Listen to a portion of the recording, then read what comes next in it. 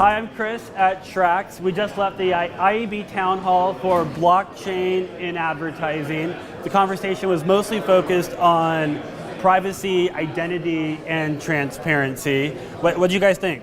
You know, at the end of the day, blockchain's not a magic bullet, and to get it lined down at what it can do, what it can't do, very, very helpful. What's your perspective from? Where do you work and who are you?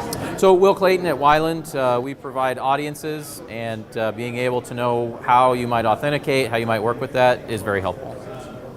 Hi, Nancy Chan from PlaceIQ.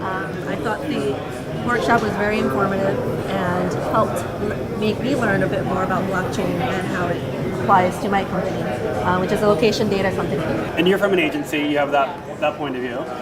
Jacqueline from Liquidus, and I think from the buy side perspective, it was really interesting to hear just a new way that we could be getting data. So it's not going direct to credit card source or inferred data based on users' activity online or things. It's interesting to see that it would all be user declared, that they're allowing you to use this information, and kind of makes you feel a little bit better about using it instead of being like kind of shady behind the scenes. Right.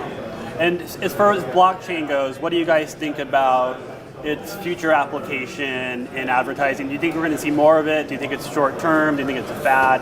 Where do you think it's going? I think cost will be really interesting. Like, I know a lot of the barriers for us with like the companies you listed it's really high cost, and unless you're doing a huge campaign or you're going to use it for a lot of things, it's hard to justify that investment. So it'll be interesting to see if there's kind of a lower level way to get your foot in the door and use this data without those huge investments and time. I think we'll see an evolution where people start discovering things you can and can't do with it.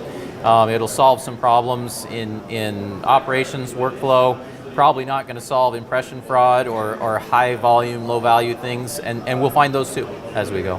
One of the things that stood out to me, there was a lot of questions and conversation from people individually as consumers, and there's a lot of questions and conversation from people that operate in marketing and advertise, utilizing data, utilizing identity, right? And there's kind of a tension between, I sense in everybody, between themselves as a business person and themselves as a consumer. Did that stand out to you guys?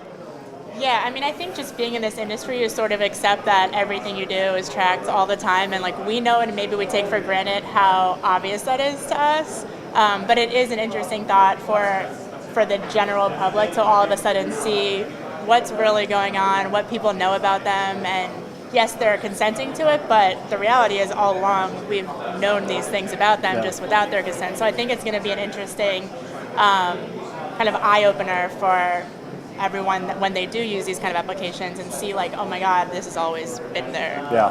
And I do think that's the threshold. When I say I have a system that I work with and I'm comfortable putting my own data in it, then I've built something meaningful. Right. Yeah. Wonderful. You guys were great today in the conversation, and thank you for helping us here.